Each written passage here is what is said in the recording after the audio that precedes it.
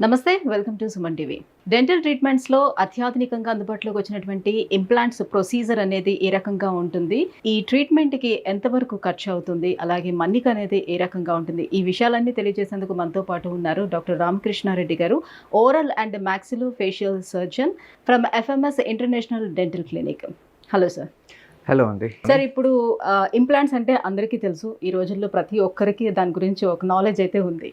కానీ ప్రతి ఒక్కరూ తెలుసుకోవాలనుకునేది ఏంటి అనంటే ఈ ఇంప్లాంట్స్‌కి ఎంతవరకు ట్రీట్మెంట్‌కి ఖర్చు అవుతుంది? సో ఏ ఏజ్ గ్రూప్ వాళ్ళు చేయించుకోవచ్చు ఇంప్లాంట్స్ ట్రీట్మెంట్ అనేది? పళ్ళు ఊడిపోవడం కానీ, పుచ్చిపోవడం వల్ల పళ్ళు తీయించుకోవడం కానీ, వీటన్నిటి ద్వారా మనం పళ్ళు తీయించుకున్నప్పుడు సాధారణంగా ఓల్డ్ ఏజ్‌లో మాత్రమే మనకు ఆ ప్రాబ్లమ్స్ వస్తాయి అనుకుంటున్నాము. కాదు. Young age even right from 25 లేదా 30 ఇయర్స్, 35 ఇయర్స్ ఏజ్ నుంచి కూడా మనకు ఆ పళ్ళు తీయించుకున్నప్పుడు అవి రీప్లేస్మెంట్ చేసుకునే అవసరం ఉండొచ్చు. 25 ఇయర్స్ ఆర్ 30 ఇయర్స్ ఆ ఏజ్ నుంచి మొదలవుతుంది మనకు టీత్ రిప్లేస్మెంట్ అనేది. సో దాంట్లో మనకు ఒకవేళ ఎముక ఉందా లేదా, లేకపోతే మనం పక్క టీత్ నుంచి సపోర్ట్ తీసుకొని బ్రిడ్జ్ లాగా పాత పద్ధతిలో చేయించుకోవాలన్నా, లేకపోతే న్యాచురల్గా ఉన్న పళ్ళని మనం టచ్ చేయకుండా ఎక్కడైతే పన్ను లేదో అక్కడ మాత్రమే రీప్లేస్ చేసుకోవాలా అనే ప్రక్రియ అనేది ఆ వయసు నుంచే మొదలవుతుంది. Up to the age of 70-80 వరకు కూడా మనం ఇంప్లాంట్స్ అనేవి చేయించుకోవచ్చు. సో ఇప్పుడు ఇంప్లాంట్స్ పెట్టించుకోవాలి అనుకునే వాళ్ళు ఆలోచించేది ఏంటంటే ఎందుకు ఈ ప్రైస్ విషయంలోని ఆ వేరియేషన్స్ అనేది ఉంటుంది ఇంప్లాంట్స్‌లోని అని ఆలోచిస్తున్నారు. దానికి ఏం చెప్తారు? ఫస్ట్ మనం తెలుసుకోవాల్సింది ఏంటంటే ఇంప్లాంట్స్ చేయించుకున్నప్పుడు దాని యొక్క ప్రోటోకాల్ ఏంటి అనేది మనం తెలుసుకోవాలి. సో సాధారణంగా ఇంప్లాంట్ అంటే అది ఒక టైటానియం స్క్రూ మాత్రమే దానికి సంబంధించిందా, లేకపోతే దాంట్లో డిఫరెంట్ స్టెప్స్ ఉన్నాయా, లేకపోతే ఇంకొక అడిషనల్ పద్ధతి ఏమన్నా ఉందా దాన్ని మనం చేసేదానికి అనేది ఫస్ట్ మనం తెలుసుకోవాలి. సో అందులో ఫస్ట్ డిస్కషన్లోకి వచ్చేది ఇంప్లాంట్. సో ఇంప్లాంట్ అంటే ఏదైతే టైటానియం స్క్రూ ఉంటుందో అది డిఫరెంట్ గ్రేడ్స్ ఆఫ్ టైటానియంలో, లేదా ఇప్పుడు కొత్తగా జిర్కోనియా ఇంప్లాంట్స్ కూడా వస్తున్నాయి మార్కెట్లో. మ్యానుఫ్యాక్చరింగ్ బట్టి కూడా డిఫరెంట్ బ్రాండ్స్ అంటే మార్కెట్లో మనకి అందుబాటులో ఉన్నవి కొన్ని వందల కొద్ది కంపెనీస్ ఉన్నాయి. సో ఆ కంపెనీస్లో కూడా డిఫరెంట్ సబ్ టైప్స్ ఇంప్లాంట్స్ ఉన్నాయి. అంటే వాటి యొక్క మ్యానుఫ్యాక్చరింగ్, వాటి యొక్క డిజైన్, వాటి యొక్క సర్ఫేస్ ట్రీట్మెంట్ ఇవన్నీ బట్టి కూడా డిఫరెంట్ కంపెనీస్ అందుబాటులో ఉన్నాయి మనకి. అందులో కొన్ని FDA అప్రూవ్డ్ ఉన్నాయి, కొన్ని నాన్ FDA అప్రూవ్డ్ ఉన్నాయి. నాన్ FDA అప్రూవ్డ్ ఇంప్లాంట్స్ ఉన్నా కూడా ఇంటర్నేషనల్ స్టాండర్డైజ్డ్ ఆర్గనైజేషన్ వాటి యొక్క పద్ధతిని బట్టే వాళ్ళు మ్యానుఫ్యాక్చరింగ్ చేస్తారు. కాబట్టి FDA approved, non FDA approved ఇట్లా డిఫరెన్సెస్ ఉండడం వల్ల, ప్లస్ వాటి డిజైన్స్లో డిఫరెన్స్ ఉండడం వల్ల, ప్లస్ అదే కంపెనీలో డిఫరెంట్ సబ్ టైప్స్ ఉండడం వల్ల మనకు ఎకనామికల్ ఇంప్లాంట్, కొంచెం ప్రీమియర్ ఇంప్లాంట్ అట్లా డిఫరెంట్ టైప్స్లో కూడా అందుబాటులో ఉన్నాయి ఇంప్లాంట్ కంపెనీస్లో కూడా. సో దాంట్లో మనకు చాలా కామన్గా మనకు వినిపించేది నోబెల్ కంపెనీ ఒకటి, స్ట్రామన్. ఇవి రెండు మనం చాలా ఎక్కువగా వింటూ ఉంటాం మార్కెట్లో. సో ఇట్లా నోబెల్లో కూడా లైక్ నోబెల్ యాక్టివ్ టై అల్ట్రా అనేది అన్నిటికంటే లేటెస్ట్. లైక్ సేమ్ మనకి ఏదైతే యూఎస్లో అందుబాటులో ఉంటుందో ఇక్కడ ఇండియాలో కూడా మనకు అదే అందుబాటులో ఉంటుంది. దీనికి ముందు టై అల్ట్రా కాకుండా నోబెల్ యాక్టివ్ అనే పేరుతో వచ్చేది. ఇంకా దానికి ముందు మోడల్ నోబెల్ రిప్లేస్, ఇంకా ఒక దాంట్లో ఇంకొక డిఫరెంట్ టైప్ వచ్చేసి నోబెల్ స్పీడీ ఇంప్లాంట్. సో ఇట్లా డిఫరెంట్ పద్ధతిలో different types of implants with different manufacturing క్వాలిటీని బట్టి వస్తూ ఉంటాయి. సో ఇంప్లాంట్స్ అనేవి మనం సెలెక్ట్ చేసుకునే బ్రాండ్ని బట్టి బేసిక్ నుంచి ప్రీమియం వరకు అవైలబుల్ ఉన్నాయి. దాంట్లో మనకు 20,000 నుంచి అప్ టు 60,000 వరకు కూడా అవైలబుల్లో ఉన్నాయి. ఫుల్ మౌత్ ఇంప్లాంట్స్ మనం చేసినప్పుడు సింగిల్ పీస్ ఆప్షన్ ఉంటుంది, 2 పీస్ ఆప్షన్స్ ఉంటాయి. ఆ 2 పీస్లో కూడా మనకు from A range of 3 lakhs up to 6.5 lakh వరకు కూడా మనకు ఆ కాస్ట్ వేరియేషన్ ఉంటుంది. సో అది మనం యూస్ చేసే ఇంప్లాంట్ బట్టి ఉంటుంది. Plus at the same time కొన్నిసార్లు ఫుల్ మౌత్ చేసినప్పుడు కొన్ని అవర్స్ పడుతుంది. అంటే సాధారణంగా ఒక చైర్లో కూర్చోవాలంటే ఒక 3 గంటలు కూర్చోగలుగుతాం మ్యాక్సిమం. బియాండ్ దట్ టైం నోరు తెరుచుకొని ఎవరికి కూర్చోడానికి వీలవ్వదు. కాబట్టి కొన్ని సందర్భాల్లో ఫుల్ బాడీ అనస్థీసియా అడ్వైస్ చేస్తాము. సో ఫుల్ బాడీ అనస్థీసియా అనేది జనరల్ హాస్పిటల్లో థియేటర్లో ప్రొసీజర్ చేసే పద్ధతిగా ఉంటుంది. సో ఆ పద్ధతిలో చేసినప్పుడు అగైన్ జనరల్ అనస్థీసియా ఆ కాస్ట్ అంతా hospital expenses, room, nursing expenses అవి యాడ్ ఆన్ అవుతాయి. అండ్ ఇది కాకుండా నెక్స్ట్ పద్ధతిలో వచ్చేది ఏంటంటే మనం ఏ టీత్ అనేవి రీప్లేస్ చేసుకుంటున్నాము. అంటే మనము ఫైనల్ టీత్ ఏవైతే చేయించుకుంటున్నామో దానిలో జిర్కోనియా టీత్ ఉంటాయి, సెరామిక్ టీత్ ఉంటాయి. సో ఏ టీత్ మనం సెలెక్ట్ చేసుకుంటున్నామో దాన్ని బట్టి కూడా కాస్ట్ వేరియేషన్ ఉంటుంది. అండ్ కొంతమందికి గమ్ లెవెల్ అనేది కొంచెం పైకి ఉంటుంది. సో అప్పుడు వాళ్ళకి గమ్ కాంపోజిట్ కూడా చేయాల్సి ఉంటుంది. సో గమ్ కాంపోజిట్ మనకు ఒకవేళ చేయాల్సి వస్తే ఆ కాస్ట్ కూడా యాడ్ ఆన్ అవుతుంది. అంటే ఫైనలీ అట్ ద ఎండ్ మనము best possible smile with best possible function ఇవ్వాలి అని అంటే ఇవన్నీ ఫ్యాక్టర్స్ కన్సిడర్ చేసి మనం పని చేయాల్సి ఉంటుంది. కాబట్టి ఇంప్లాంట్ అంటే కేవలం మనం లోపల పెట్టే స్క్రూ మాత్రమే కాదు, వాటి మీద ఉండే కనెక్టర్స్, వాటి తర్వాత మనం ఇచ్చే ఫైనల్ టీత్, ఆ గమ్ ఫినిష్ అన్నీ కూడా కన్సిడర్ చేయాల్సి ఉంటుంది. పేషెంట్ మీ దగ్గరకు వచ్చేటప్పుడు ఫస్ట్ టైం మీరు ఇన్ని వేరియేషన్స్ ఉంటాయి ఇంప్లాంట్స్లోని, మీరు మీ బడ్జెట్ని బట్టి ఏది తీసుకుంటారని అడుగుతారా? మేము ఆఫ్ కోర్స్ ఆప్షన్స్ ఇస్తాం పేషెంట్స్కి.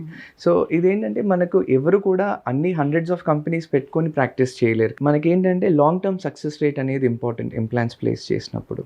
So long term success rate అనేది ఏ ఇంప్లాంట్స్తో మనం ప్రాక్టీస్ చేసినప్పుడు లాంగ్ టర్మ్ సక్సెస్ రేట్ వచ్చిందో మేబీ ఒక 2 or 3 premier implants and moderate and economical implants ఇట్లా 3 స్లాట్స్లో పెట్టుకుంటారు.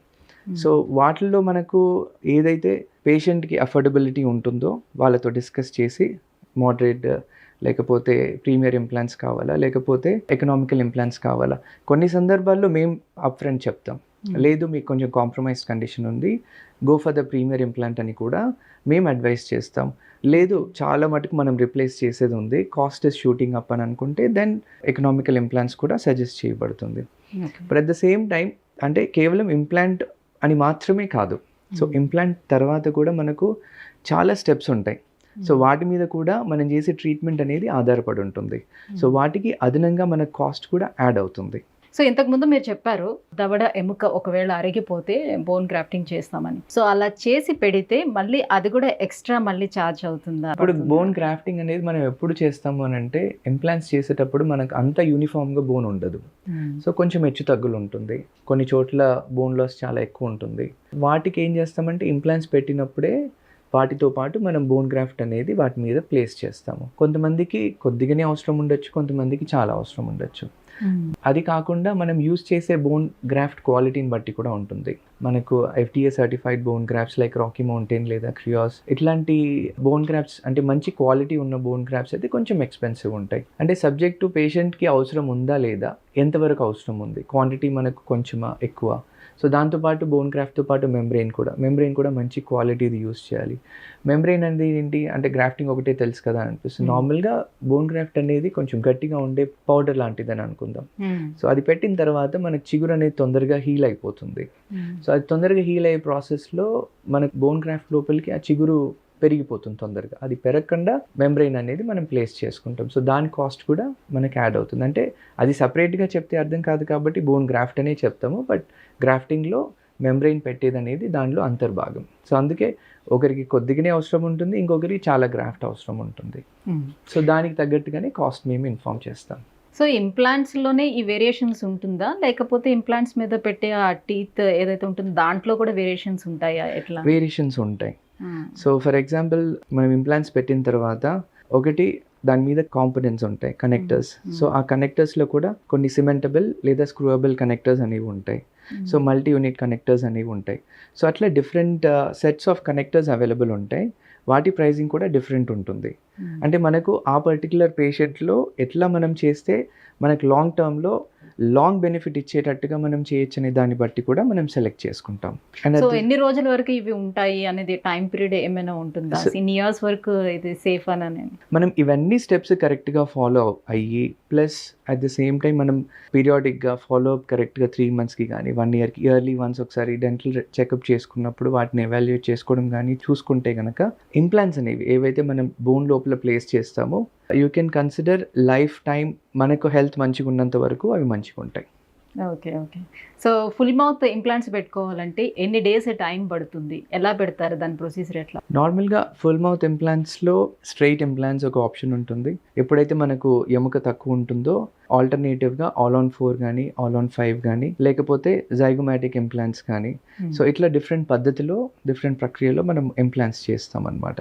సాధారణంగా పళ్ళన్నీ తీసేసినప్పుడు మనం ఎక్కువ రోజులు పళ్ళు లేకుండా కూడా ఎవరికి పేషెంట్కి కానీ కంఫర్టబుల్ ఉండదు. అట్లాగే డాక్టర్స్కి కూడా ఎక్కువ రోజులు పేషెంట్స్ని పళ్ళు లేకుండా ఉంచడం కూడా ఎవరికి సుముఖంగా ఉండదు. కాబట్టి సాధారణంగా ఫుల్ మౌత్ ప్లాన్ చేసినప్పుడు మనము మ్యాక్సిమం ఒక 3 to 4 days పీరియడ్లో టెంపరీ టీత్ అనేది ఇచ్చేస్తాం. అంటే అప్పటికప్పటికే ఇచ్చేస్తారు, ఆ రోజుకే మళ్ళీ పెడతారా టెంపరీ అనేది? సేమ్ డే కాదు, వాళ్ళకి తగ్గట్టుగా మనం ఒక 2-3 days ల్యాబ్ వర్క్ ఉంటుందన్నమాట.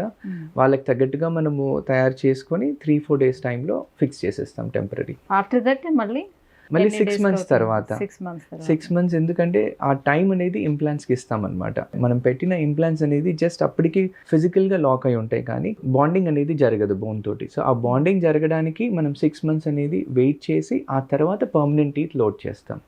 Okay okay. సో ఇది ఒక ప్రక్రియ. కాకపోతే ఇంకొక పద్ధతిలో సింగిల్ పీస్ ఇంప్లాంట్స్ అని ఉంటాయి. సో సింగిల్ పీస్ అంటే ఇంప్లాంట్ మనం పైన ఇచ్చే కనెక్టర్ అంతా ఒకటే సింగిల్ కాంపోనెంట్ లాగా వస్తుంది. సో సాధారణంగా సింగిల్ పీస్ ఇంప్లాంట్స్ అనేవి మనం ప్లేస్ చేసినప్పుడు ఇమీడియట్గా మనం పర్మనెంట్ టీతే ఇచ్చేస్తాం. సో దాంట్లో ఏమవుతుందంటే సింగిల్ పీస్ ఇంప్లాంట్స్ మనం ప్లేస్ చేసినప్పుడు ఎంబడే within 4th day or 5th day మనం పర్మనెంట్ టీత్ ఇచ్చేస్తాం, కాబట్టి అక్కడ మనకు వర్క్ కంప్లీట్ అయిపోతుంది. సో కాకపోతే దీంట్లో డిసడ్వాంటేజ్ ఏంటంటే ఎప్పుడైతే చిగుర్లు హీల్ అవుతాయి, మనం 4th-5th day కల్లా టీత్ ఇచ్చిన తర్వాత ఆ గ్యాప్స్ అనేవి అలా ఉండిపోయేదానికి ఎక్కువ అవకాశం ఉంది. కాబట్టి అండ్ అందులో మనకు 2 piece ఉన్నప్పుడు మనం యూజ్ చేసే కాంపోనెంట్స్ ఎక్కువ ఉంటాయి, and at the same time మనం చేసే ప్రొసీజర్స్ ఎక్కువ ఉంటాయి, కాబట్టి కొంచెం కాస్ట్ యాడ్ ఆన్ అవుతుంది. మనం కాస్ట్ కట్ డౌన్ చేసుకోవాలంటే సింగిల్ పీస్ ఇంప్లాంట్స్తో లేదా కార్టికల్ ఇంప్లాంట్స్ తోటి కాస్ట్ కట్ డౌన్ చేసుకుని సింగిల్ పీస్ ఇంప్లాంట్స్ చేయొచ్చు. కాకపోతే డిఫరెన్స్ ఏముంటుంది అని అంటే long term success rate again. So అది ఒక పెద్ద క్వశ్చన్ మార్క్. 2 pieceలో మనం కరెక్ట్గా ప్రోటోకాల్ ఫాలో అయిపోయి టెంపరీస్ ఇచ్చి 6 months తర్వాత పర్మనెంట్ లోడ్ చేస్తే మ్యాక్సిమం సక్సెస్ రేట్ ఉంటుంది. సో ఇంప్లాంట్స్ పెట్టుకున్న తర్వాత అందరికీ వచ్చే బేసిక్ క్వశ్చన్ ఏంటి అంటే నేను ఏం తినచ్చు, సో ఎలాంటి పదార్థాలు తీసుకోవడానికి ఉంటుంది, సో నార్మల్ టీత్ తోటి నేను ఎలా అయితే తినేదాన్నో సో అలానే తినచ్చా, లేకపోతే ఏమైనా పదార్థాలు అవాయిడ్ చేయాల్సి ఉంటుందా ఏంటి? ఇందాక నేను చెప్పినట్టుగా ఇంప్లాంట్స్ మనం ప్లేస్ చేసిన వెంటనే టెంపరీ టీత్ ఇస్తాం, కాబట్టి సో గట్టివి ఏవి తినకూడదు. సో నార్మల్గా రైస్ తినచ్చు, కొంచెం మెత్తగా బాయిల్ చేసుకొని, అండ్ వెజిటబుల్స్ అన్నీ కూడా తినచ్చు, అండ్ మీట్ కూడా మిన్స్డ్ మీట్ తీసుకోవచ్చు, స్క్రాంబుల్డ్ ఎగ్ అట్లా. అంటే మీరు 6 months తర్వాత మళ్ళీ నార్మల్ టీత్ పెడతారు కదా, పెట్టిన తర్వాత ఎట్లాంటివి తీసుకోవచ్చు అని? బ్రిడ్జ్ మెథడ్లో పెట్టేటప్పుడు వాళ్ళు కొన్ని గట్టిగా ఉండే పదార్థాలను కంప్లీట్గా అవాయిడ్ చేసామని చెప్తారు, లేకపోతే ప్రాబ్లం అవుతుంది అని అంటారు కదా. అది దీనిలో కూడా వర్తిస్తుంది. గట్టిగా అంటే అగైన్ నట్స్ అట్లాంటివి అవాయిడ్ చేయాలి. పర్మనెంట్ టీత్ ఇచ్చిన తర్వాత కూడా అవి అవాయిడ్ చేయాలి. అది కొంచెం సోక్ చేసుకొని, అంటే బ్రిటిల్నెస్ అనేది తగ్గి ఉంటే వాటిని మనం నమ్మలచ్చు. Okay okay. సో మళ్ళీ మెయింటెనెన్స్ అనేది ఏమైనా ఉంటుందా, కంటిన్యూస్గా రావాలి? డెఫినెట్లీ ఇయర్లీ వన్స్ మెయింటెనెన్స్ తప్పదు. మనకి ఏంటంటే కొన్నిసార్లు ట్రీట్మెంట్ అయిపోయిన తర్వాత అన్నీ మంచిగా కనిపిస్తున్నాయి, బాగున్నాయి అని చెప్పేసి ఒక 4-5 years వరకు మరీ కనిపించకుండా పోతారు. అది అసలు మేము అడ్వైస్ చేయము. సో డెఫినెట్లీ సంవత్సరానికి ఒకసారన్నా మా దగ్గరికి వచ్చి చెకప్ చేయించుకొని, లేదా ఎక్కడ చేయించుకున్నారో అక్కడ చెకప్ కంపల్సరీ చేయించుకోవాలి. అట్లీస్ట్ ఒకసారి క్లినిక్లో చూసి ఎక్స్రేలు తీసుకొని అంత మంచిగా ఉందో లేదో చూసుకోవడము చాలా ముఖ్యమైనది దీంట్లో. ఓకే. సో జనరల్ అనస్థీషియా ఇస్తారు అని చెప్పి అన్నారు కదా, సో అలా ఇచ్చేటప్పుడు వాళ్ళకి బిఫోరే ఏవైనా హెల్త్ ప్రాబ్లమ్స్ ఉన్నాయా లేదా, సో వాళ్ళ హెల్త్ కండిషన్స్ ఎలా ఉన్నాయి అన్నీ చూసుకుంటారా, ఎలాంటి వాళ్ళకి అవాయిడ్ చేస్తారు అని? ఎవరికైనా కూడా ఫస్ట్ మనం ఇంప్లాంట్ చేస్తున్నాము అని అంటేనే వాళ్ళ జనరల్ హెల్త్ కండిషన్ చెక్ చేసుకునే చేస్తాం. డయాబెటిక్ పేషెంట్స్కి సాధారణంగా డౌట్ ఉంటుంది, నాకు డయాబెటీస్ ఉంది కదా నేను చేయించుకోవచ్చా లేదా అనేది. అట్లాంటిది ఏమీ మిస్కన్సెప్షన్లో ఉండాల్సిన అవసరం లేదు. డయాబెటిక్ పేషెంట్స్ కూడా కంట్రోల్ డయాబెటీస్ ఉన్నప్పుడు చేయించుకోవచ్చు, అన్కంట్రోల్డ్ ఉన్నప్పుడు ఆ ఫేజ్లో చేయించుకోకూడదు. కొద్ది రోజులు మేబీ 3 months పట్టచ్చు. కంట్రోల్ చేసుకొని కంట్రోల్ అయిన తర్వాత మనము ఇంప్లాంట్స్ అనేవి చేసుకోవచ్చు. At the same time diabetes ఒకటే కాదు, చాలా రకాల కండిషన్స్తో పేషెంట్స్ వస్తూ ఉంటారు మా దగ్గరికి. సో ఫర్ దట్ మ్యాటర్ మనం ఒక సింగిల్ ఇంప్లాంటా 2 implants చేస్తున్నామా, ఫుల్ మౌత్ చేస్తున్నామా, ఏది చేసినా కూడా మనము పేషెంట్ అనేది ఎవరైతే మా దగ్గరకు వస్తారో వాళ్ళని థరోగా మెడికల్ ఎగ్జామినేషన్ చేసి వాళ్ళకి వేరే హెల్త్ ఇష్యూస్ ఏమున్నాయో చూసుకొని వాటికి అవసరమై ఉన్న టెస్ట్లు కానీ, లేకపోతే వాళ్ళు కన్సర్న్ అవుతున్న ఫిజిషియన్ని కానీ వాళ్ళతోటి క్లియరెన్స్ తీసుకొని కన్సర్న్ తీసుకున్న తర్వాతనే మేము జనరల్ అనస్థీసియాకి సబ్జెక్ట్ చేస్తాం.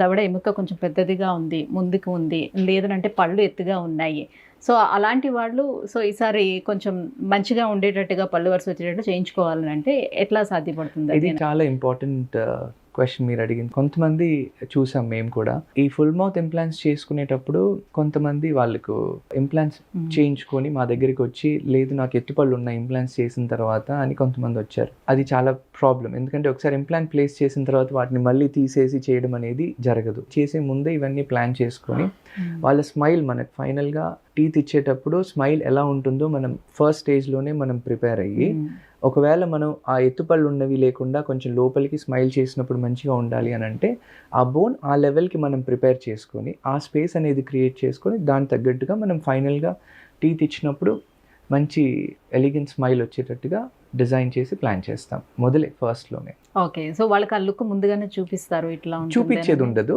బట్ అఫ్ కోర్స్ అది డాక్టర్స్ ఎక్స్పీరియన్స్తో ప్లానింగ్ చేసుకునేది ఉంటుంది. ఓకే, అంటే దానికి సపరేట్గా మళ్ళీ ఏమైనా స్మైల్ డిజైనింగ్ అని అట్లా చేయాల్సి ఉంటుందా? ఇంప్లాంట్ చేసే ప్రక్రియలో అవసరం ఉండదు. సో మీరు అడిగే smile designing regular dental treatment మనం టీత్ మీద చేసేటప్పుడు దానికి అవసరం ఉంటుంది. సో సార్, ఫైనల్లీ ఇంప్లాంట్స్ పెట్టించుకుందాము అనుకునే వాళ్ళకి మీరు ఇచ్చే సజెషన్ ఏంటి, ఏం చెప్తారు వాళ్ళకి? ఎవరైనా ఇంప్లాంట్ చేసుకోవాలనుకున్నప్పుడు ఇందాక నేను చెప్పిన ఫ్యాక్టర్స్ అన్నీ దృష్టిలో పెట్టుకొని వాళ్ళు కొంచెం అవగాహన తెచ్చుకొని అసలు ఒక్కొక్కరికి ఎట్లయితే తేడా ఉంటుందో ట్రీట్మెంట్ అవన్నీ దృష్టిలో పెట్టుకొని కాస్ట్ గురించి ఇప్పుడు మనం ఏదైతే ఇన్వెస్ట్ చేస్తున్నామో అది మనకి లాంగ్ రన్ సక్సెస్ రేట్ వస్తుందా లేదా అనేది ఆలోచించుకొని కరెక్ట్ అయిన పద్ధతిలో చేయించుకోవడం చాలా ముఖ్యమైనది. ఎందుకంటే ఒకసారి ఇంప్లాంట్ పోతే మళ్ళీ మళ్ళీ చేయించుకునే ట్రీట్మెంట్ కాదు, అది బోన్ ఉండదు కాబట్టి. అలాగే ఇవన్నీ ఫ్యాక్టర్స్తో పాటు అన్నిటికంటే ముఖ్యమైన ఫ్యాక్టర్ డాక్టర్స్ యొక్క ఎక్స్పీరియన్స్. లైక్ ఎన్ని ఇంప్లాంట్స్ ప్లేస్ చేసి ఉన్నారు, వాళ్ళ ఎక్స్పీరియన్స్ ఏంటి, ఎంత సక్సెస్ రేట్ ఉంది అనేది చాలా చాలా ముఖ్యమైనది. సో దాంతో కూడా మనకు డిఫరెన్స్ అనేది ఉంటుంది. సో అందువల్ల డాక్టర్స్ ఎక్స్పీరియన్స్ అనేది చాలా చాలా ముఖ్యమైనది. సర్టిఫైడ్ డాక్టర్స్ ఇంప్లాంటాలజీలో చాలా సుదీర్ఘమైన ఎక్స్పీరియన్స్ ఉన్న వాళ్ళతో చేయించుకుంటే మనకి లాంగ్ టర్మ్ సక్సెస్ రేట్ అని ఉంటుంది. దీంతో కూడా మీరు అడగచ్చు ఒక 5 to 10% వేరియేషన్ ఉంటుంది కాస్టింగ్లో వాళ్ళ డాక్టర్స్ యొక్క ఎక్స్పీరియన్స్ని బట్టి కూడా. Right, thank you so much doctor. So implants అనేవి ఎన్ని రకాలుగా ఉంటుంది, అది పెట్టించుకోవడం వల్ల ఎలాంటి బెనిఫిట్స్ కూడా ఉంటాయి, విషయాలన్నీ తెలియజేసినందుకు thank you so much. Thank you.